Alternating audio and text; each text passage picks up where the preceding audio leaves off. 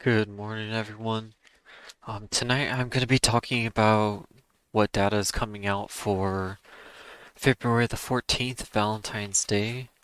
And I'm going to be going over what actually happened on the 13th, because I know many people were confused about that, including me for most of the day. And then we are going to go over what I see going into the SPY for Friday and moving into Tuesday. And just a reminder before we get started, next week, Monday is a holiday, so the markets will be closed. Just keep that in mind. With that said, let's go ahead and get into the data for tomorrow.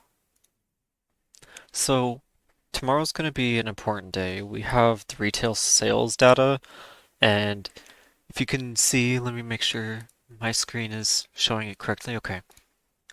Most of the forecasts is expecting the data, the I can't talk tonight, is expecting the retail sales data to come in a lot cooler. For example, the previous was 0.07 for the retail control. They're expecting a zero point 0.3. Uh, the retail sales, they're expecting a negative zero point 0.2. Previous, it was 0.4%. Just pretty much across the line, they're expecting cooler data, except for the import prices. Jeez, I really can't talk tonight. Um, so with that said, we should be expecting cooler data, but we saw the CPI data on Wednesday coming hotter, and we saw the PPI data on Thursday coming mixed. Now, originally I thought it was a pretty bad uh, PPI print, but actually going over the data itself, it was fairly deflationary.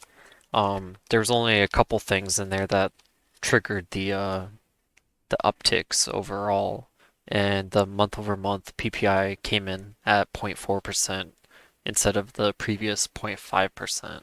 And I'm gonna discuss why that's really important, but I want to swap the screens just so that it's not blinding everybody. Second. Alright, so I wrote some important notes down. I just want to go over that. Uh, what kind of happened today? So, we had a few different things that happened and it kind of created a perfect storm. And while this isn't totally, set in stone for fact, I don't know everybody's positions. I don't know what all the market makers are doing and the dealers are doing and everything else. But, um, I I have a fairly good idea after reviewing the data and going over what all was released yesterday. I have a good idea of what happened. So let's start with this. Um, President Trump uh mentioned the tariffs aren't going to start, or the tariffs aren't going to start until April 1st.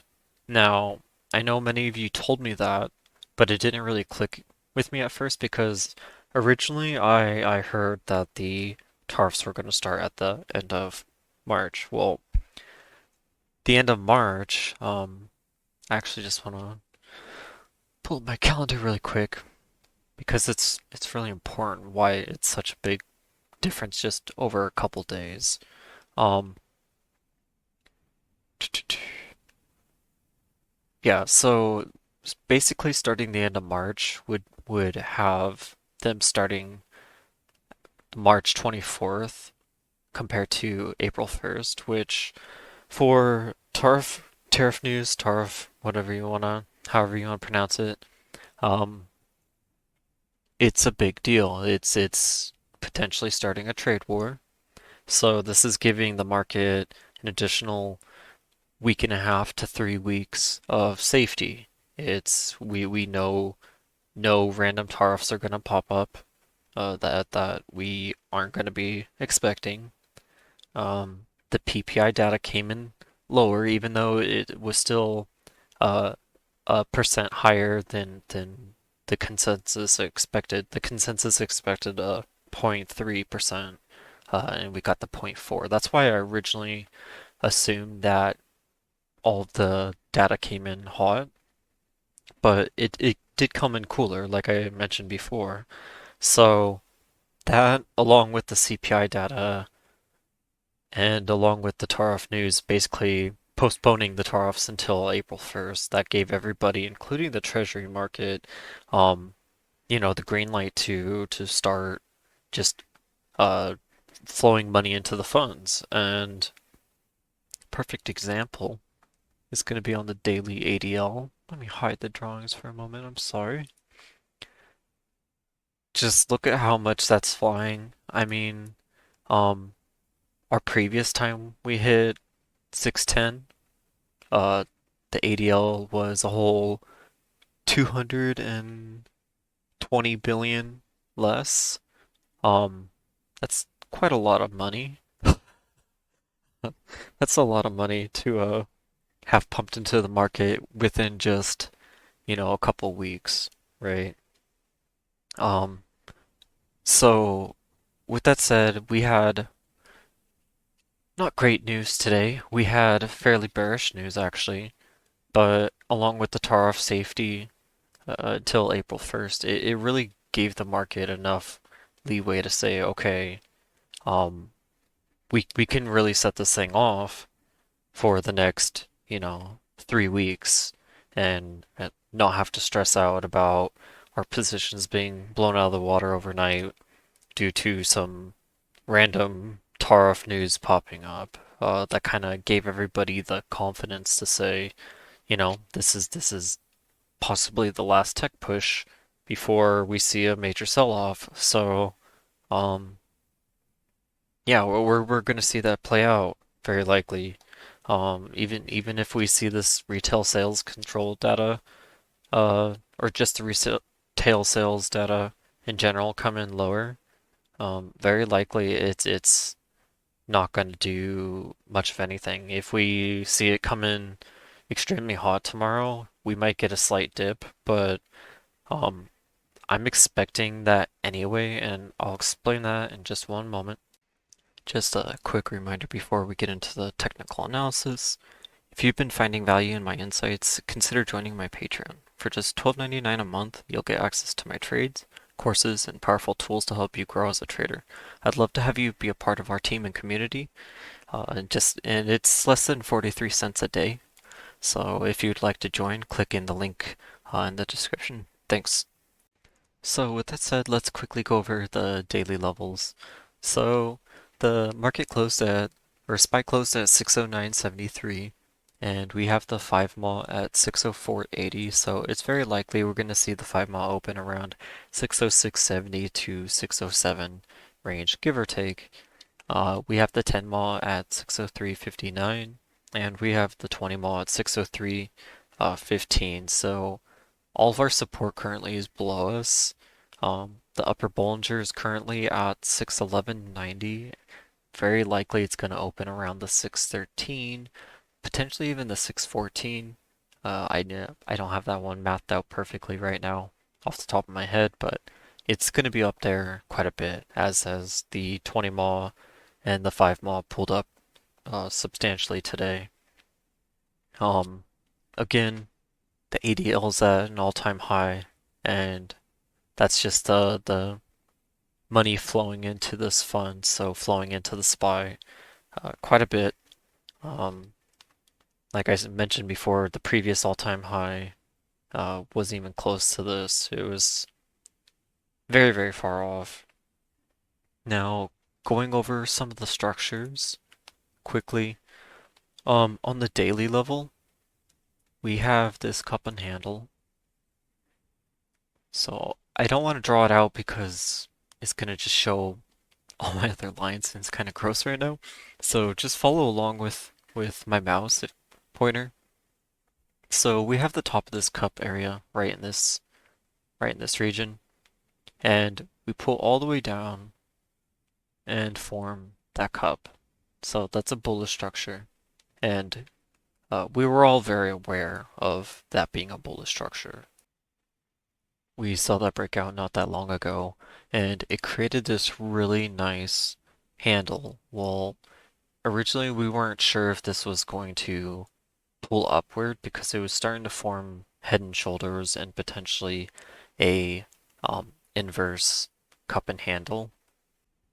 On the daily chart, we see this really nice inverse head and shoulders. So there's the left shoulder, the head, the right shoulder, and then the breakout. And this is also a cup, so it's a nested cup. Um, Basically a cup within a cup, right? That's what makes it nested. And we saw the 61078 originally, and then now we have our, it's currently at 61060, but I believe we got up to, yeah, 61097. So technically we have hit the top of that cup. Um, but with the upper Bollinger being right there, and with how cups generally push over the side on the breakout, let me just highlight this really quick. So for example, this cup, it pushed higher. It's very likely we're going to see this cup push higher, like I mentioned, probably in that 613, even 614 range. And then we are going to form a handle, and from there, the market can either leg up again or it can, make a massive inverse cup down, and test support downward. Now, um, going over the 4 hour chart, and I like to show the 4 hour chart just because the 1 hour chart on the program doesn't highlight things very well. So, on the 4 hour chart, we finally broke out of this selling channel. We were in this selling channel for basically what, a month and a half. Uh, Pretty much the whole new year. We've been just locked in this really tight range of just pulling upward, massive sell, pull upward, massive sell, pull upward, sell, sell, and then, we got the breakout. But we had some really nice structures form that, we knew this was coming. And I showed this in my videos many times, throughout the last couple days to last week. We have this cup right here, and I will draw this one out because I want you all to see. So we have this really nice cup, and we have this really nice handle, and that allowed it to break out. And we also had the double bottom right there. We had an inverse uh cup that was forming potentially, but that pretty much broke out. Um, it can turn into a very large one, but for now that's kind of invalidated. And then we had a potential head and shoulders forming right here. We had the left shoulder, the head, the right shoulder, and that right shoulder actually did start pulling down when we had that bad CPI print or that hot CPI print, but it just wasn't enough to solidify the move along with the TARF data and the PPI coming in, mixed. And that's what gave us that breakout. It was very likely we were going to sell downward toward that 598 level, and then start, really breaking down and heading towards the bottom Bollinger again. But with the breakout, we are at the top of this uh, upper consolidation channel. And again, just to highlight so that no one says it's just arbitrary lines, um, we've been in a massive but also tight range for since the election. I mean, we had the election breakout, and then we've been stuck in this range for, ever since. Uh, Potentially, we're going to see this breakout tomorrow, but if not, then this is going to become a really huge rejection back down all the way to the uh, I call it a micro buying channel. It's basically a major buying channel, but the micro buying channel bottom, and that formed that large inverse cup. So with that said, we should be expecting the upper Bollinger move happening tomorrow. And just to quickly go over the upper Bollinger move rules, I'm gonna hold on. I want to open up the ones that I wrote down because it's really good. All right, so basically, my recipe to doing upper Bollinger moves is, day one, we're looking for the high, the breakout, the higher high. So potentially we're going to see that 613 area, like I mentioned. Day two, so the second day after we push into the upper Bollinger, I always look for a higher high than the first day. And usually we get that whether it's in the pre-market or right at the open, or whether they build throughout the day and push for a higher high towards the end of the day. But generally that day two, we get a higher high. What I look for at that point is I head down to between the 1 minute chart to the 5 minute chart, and I start watching the money flow and I start watching for bearish structures. So what I'd be looking for, and it's not going to show up here very well, but if this was an example of this, right? Um, Say we were going to reject this top upper consolidation channel, then we'd look for, a bearish structure. So this would be a head and shoulders, left shoulder, the head, and then the right shoulder forming to pull us down. Same thing applies with the upper Bollinger move. During that day two, you should be looking for head and shoulders, inverse cup and handles, whatever structures help you identify that selling is occurring. Um, at that point, that's when you start selling your calls. And what I mean by selling calls, that could mean from the buyer perspective, where we buy calls and you're selling to take profit, or whether you actually just want to sell calls and actually be the seller point of view of that trade, um, or take debit spreads, credit spreads, whatever you want to do. But that's the point you want to do that at, is when you identify the bear structure on that day two. After the day two, we will pull down and consolidate to the 5 MA. So generally that will start happening on day two, and you won't see the 5 MA until day three or four, but the market generally pulls downward towards that level. So like I said, expect, heading up to that 613, 614, start building bear structure, and then pull down to build that handle that we talked about earlier. Um, but yeah, with that said, this video's been pretty long, so if you have any questions, go ahead, leave a comment. I'll be very happy to respond to it. And other than that, trade safe tomorrow.